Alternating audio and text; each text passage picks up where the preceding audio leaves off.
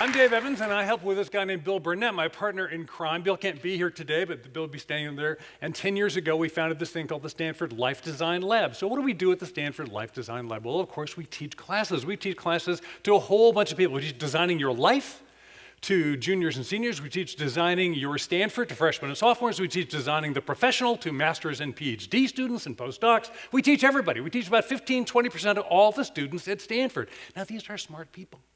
What do they need to take this class for? Can't they figure this thing out? Well, let's see what they have to say about that. What do students actually think about this question? So we asked some. We went to a career fair, Why are they taking this stuff? So we asked them the question, what are you going to do with your life after you graduate? We're kind of curious what they would think about that. Interesting answers to that question sounds like this. Yeah, that'll be interesting. I was going to go to med school, but some grades changed that. I think I'm going to go to law school.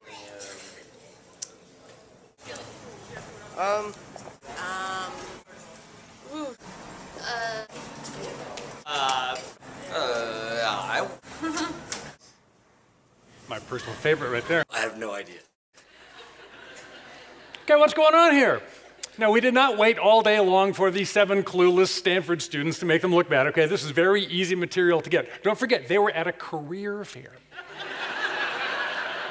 Seriously, the little name tag, my name's Ann, I'm desperately unemployed, please save me. That's what's going on. And these are the answers we're getting. Well, smart does not mean clear. Well-educated does not mean focused or well-intentioned. So we've got this question. So again, we formed the Life Design Lab, and our mission is to apply the innovation principles of design thinking to the wicked problem of designing your life at and after college. Now, the colored words, if we click on them, I can give you white papers, very educational stuff, pedagogically deep material, and so that's a very interesting but kind of jargony answer, Dave. What do you really mean? Well, what we really mean is this. We mean we're the guys who teach the classes to help you figure out what you want to be when you grow up. And everybody goes, ooh, can I take the class? Everybody says that. Everybody says that. We've been hearing that for like 10 years. Thousands of people say, can I take the class? So that's why we wrote the book. That's why we're here today, because everybody has this question. Now, by the way, even the way we frame it here is kind of a lousy way to say it, because I don't know about you guys, but I personally have no intention of ever being done growing up. How many of you want to be done growing up? How many want to keep growing? Okay, that's a trick question. Right? So maybe we should reframe this a little bit. Maybe we're the guys to teach classes to help you keep figuring out what you want to be next. That's a better way to put it. But even so, the question still remains an important question. Why? Why are so many people asking this question? Why is this such a hard thing to do? Well, there are a lot of reasons, but one of them is people are stuck. People are stuck. They're in a bad place. Hard to get out of there. What are you going to do? Unless another friendly cow comes along. And one of the big causes of this is what we call dysfunctional beliefs. Dysfunctional beliefs, which are very popular ideas, but they're not particularly true. They're certainly not helpful, and as Mark might put it, they're not generative. A couple of examples. For instance, a very, very common, very popular question, I bet you've even heard it recently. Hey, what's your passion? What's your passion? Properly pronounced, what's your passion? What is your passion? Are you following up? How do you know your passion? Who knows your passion? Are you doing your passion? Are you? Here's the problem. Why is it dysfunctional, Dave? Well, because it turns out, according to the research one of our colleagues at Stanford, Bill Damon, has discovered about 8 out of 10 people answer the question, what's your passion, with either, I don't know, or which one did you want to hear about first? Either of those answers means what's your passion is not a good organizing principle for figuring out what the rest of your life is all about. Let's not start with a question that leaves 8 out of 10 people in a remedial case when all they're being is normal. Dysfunctional belief, bad idea. Let's try another one. Very common idea. Hey, are you being the best version of you? Are you really being the best you? Are you sure this life you're living, is this really it? Are you sure? Is this it? And was it that? You're not missing it? Oh my God. You're not settling, are you? Are you settling? We're in San Francisco. We don't settle here.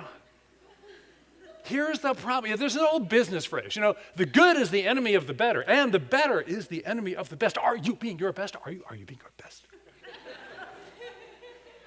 It was a great halftime talk, but here's the problem. What we have noticed is everybody contains more aliveness than one lifetime permits them to live, i.e., there's more than one of you in there. Now, I'm on my 5th career, but I'm old. I'm 64. I've got 4.7 grandchildren. One due in November. And, I've been lots of different things, and how do you compare? Because a best something means a singular, exclusive optimization that you know beyond a shadow of a doubt is better than all the alternatives. To pull that off, only one set of criteria can be used to fairly judge all the different possibilities. Does that really work with your life? No, it doesn't work. I mean, is my grandfather self better than my author self? Is my author self better than my startup self or my educator self? It's a dumb question. You can't compare them. They're entirely different. So the rest of that soliloquy ought to be, and the false best is the enemy of the available better. Here's the problem. If you signed up for this idea, you've decided you have to be your best self and there isn't one best you just decided to be unhappy for the rest of your life. Don't go there.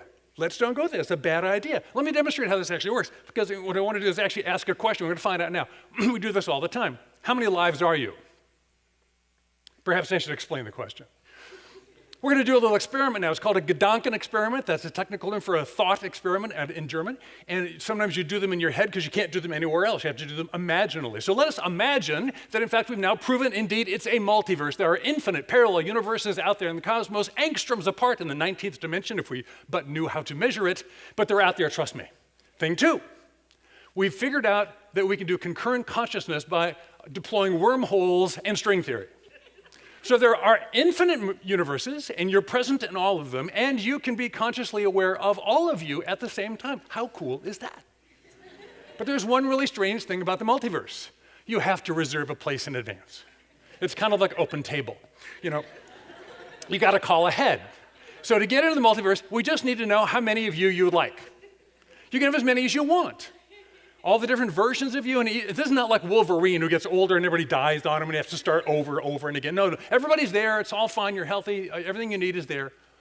You can even repeat the things you really love. Let's have the life you're in now you love. You'd do it again if you could. Fine, you can have as many do-overs as you want. First time we took her to Disneyland, my lovely daughter Lisa decided a good way to spend an entire day was to ride Dumbo 42 times. After 38, honey, you want to do it again? Yes. Okay. So let's keep doing Dumbo. You want to do 42 Dumbos, you got that. But I want you now to think of all the different lives you could possibly have. And one more, you'd finally say, I just don't know what I'd do with that one. So pick a number in your head. How many lives might you be in the multiverse? I'm going to go 1, 2, 3. When I would have said 4, shout your number. Everybody got a number in your head? Participative experience here. Here we go. 1, 2, 3. 10, 7, and 18. Okay, median 12.2. Which means, look, the number's bigger than 1, right? There's more than one of you, and we all know this. So the reframe is really simple. Look, there are lots of great yous, and so, in fact, the centerpiece exercise we do in our courses and in our book we call the Odyssey Plan. The Odyssey Plan is 3 different versions of the next 5 years of your life, completely different versions. Because, of course, there's more than one of you. You can't have an idea about your future. You have to have some ideas about your future because there's so many of you. And it's never too late. Is it really never too late? Is it really never too late? Yes, it is really never too late. By the way, because we're doing this stuff and we did the book and Stanford sent us to 16 cities and all this stuff, people sometimes say, well, gosh, you guys hang out with young people a lot. You talk to college students, a lot of millennials, Don't you really find this is a young person's question? That what's really true is, there's a certain point past which this is not the question anymore. Let me reframe what you just asked me. Dave, you and Bill have been on the road a lot. Have you noticed there's an age past which most people really don't care anymore and they're just waiting to die? And the answer is no, we have not noticed that. In the first big meeting, we had 400 people in New York come out to talk about stuff just like we're talking here. Right in the middle in the center, from the class of 1953, there's a Stanford alumni, is Connie. And Connie is 87 years old. And we do this exercise. We do this exercise in the room with the 3 versions of your future. And of course, immediately I can see she's stuck. Well, she's 87. Come around, oh, dear, can I help you? Oh, yes, could you please? I just have so many ideas, I don't know where to start. Oh, that's the problem you've got. You really want to be Connie when you grow up. Trust me, when I do that little exercise we just did, my anecdotal observation is the older the median age of the crowd, the higher the number. You're not just getting older. You're not even just getting better. You're getting bigger. Over time, you realize how capacious and huge you actually are and how wide the world really is. This thing just gets better and worse at the same time. Right? So that's Connie. Now, is it really never too late? I just got an email from a woman who said, thank you very much. I just wanted you to know you're really able to help people because I have a dear husband whose parents convinced him when he was a child that he really wasn't worth anything, and he unfortunately believed them. And for the 38 years of our marriage, I've been trying to encourage him, and he's really been stuck, and he hasn't really been able to get anywhere. But some of your ideas have helped him, and he's actually moving. He's finally moving. That's not because we wrote an amazing book. Books aren't going to fundamentally change you. He's an amazing person. We're all amazing persons. It's just you might have some stuff in your head that's got you stuck that you don't need anymore. Is it really true it's never too late? Yes, it really is. So build your way forward by designing your life. Now, what does that mean? The secret sauce is this design thinking. So very briefly, design thinking is one of a number of ways of thinking. We have engineering thinking. Engineering thinking solves problems we well understand. That's great. Good way to build a bridge. Build it today, it works. Build it tomorrow, it works fine. That's a great solution. We got business thinking. In business, you're never right, you're never done, you never have enough profitability or enough customer satisfaction, but you can optimize. You can have figures of merit. You can learn how to think in an optimization sort of way. You can do research like we do at the university. Start with a hypothesis, dependent, independent variables, a whole series of steps to get down to the critical question. It's a wonderful analytic approach. So I can solve my way forward, I can optimize my way forward, I can analyze my way forward, but all those tame problem solutions, well-bounded, well-understood problem solutions, don't solve wicked problems when you don't know what you're looking for till you find it, kind of like your own life. And that's when you have to build your way forward, and design thinking is a way to build your way forward and solve a wicked problem. It has two descriptions, a process and a set of mindsets. The process has 5 steps. You start with empathy, really understand what's going on, then define your point of view, then have some ideas, try them out, and go test them before you hit the world. And before you do any of that, don't forget to accept reality the way it is, because trust me, it goes through a place that looks just like today. No matter where you are, you're starting in the right place. The mindsets, the way a designer kind of looks at things, are pretty simple. We start with curiosity. Ooh, that's interesting, which is going to cause us to go talk to a whole bunch of people. Though radical collaboration doesn't mean radical ideas. It means radically talk to everybody.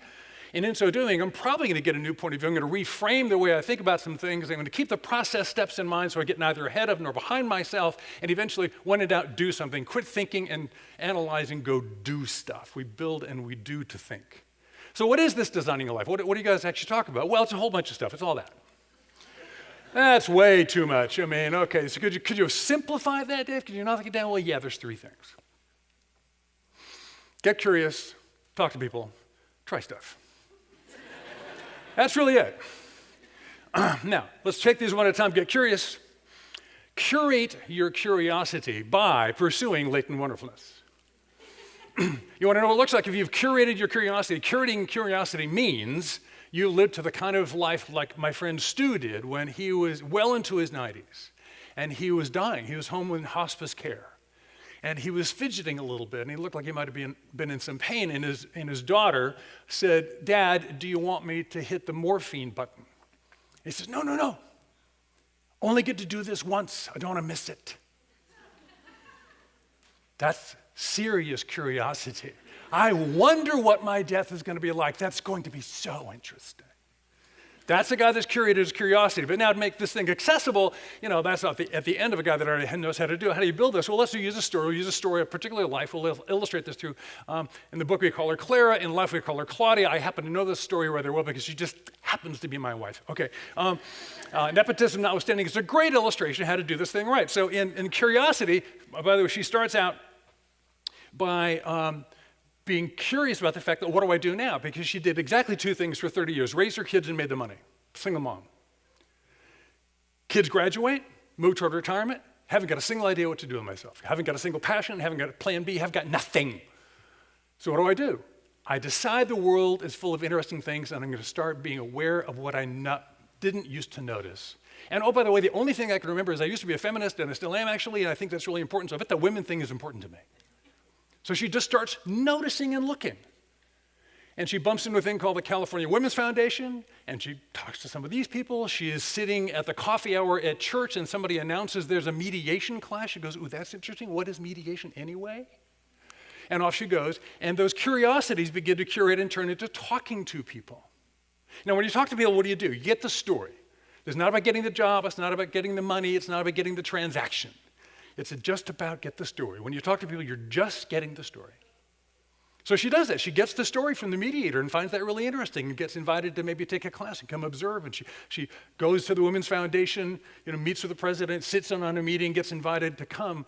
She just follows her nose pursuing latent wonderfulness. She doesn't even know what she's looking for yet. She'll know it when she finds it. Now, you say, maybe I'm, like Amy, I'm an introvert. I don't want to do all that talking. How does that work? What's the secret to get people to talk to you? It's really simple. Interested is interesting. Interested is interesting. Curiosity really does work. If you've decided, equine therapy, I didn't even know horses had depression. No, we use horses to help people with depression, And so the equine therapy is like a real thing. You can actually do equine therapy. No kidding. And so you go find an equine therapist. Now, how many of you probably think, how many of you think your life is interesting to you? Yeah, how about that? Most people do. So if it turns out I've done the research and hey, Eloise, you're an equine therapist. I think what you do is fascinating and you think what you do is fascinating. We share the fact that we both think you are so cool. So we can have a conversation. That interested is really interesting. And if you've curated true curiosity, it's a power pill inside you that will move you through, but I don't know how to do this. Which finally gets you to try stuff. When it comes to try stuff, that means set the bar low and clear it. I just had a cup of coffee, she says. And then I sat in on a meeting, and I observed a class, and then they invited me to take the class. She just took the class, I didn't sign up, I didn't certify, and eventually she's doing mediation on the side, and what you want to do then is repeat until engaged. There's no deadline. And so Claudia kept going on these things, and it turned out the one that she noticed herself continuing to come back to over and over again was on homelessness. One of the philanthropists in town said, hey, I hear you're looking for stuff to do. Follow me. Come take a tour of the Homeless Service Center in Santa Cruz. She can't be here with me today because she's flying back from D.C., having just spent a week in the National Homelessness Conference because she's on the way to becoming a national thought leader on solving this problem after 7 years of being the president of the Homeless Center in Santa Cruz, where we live.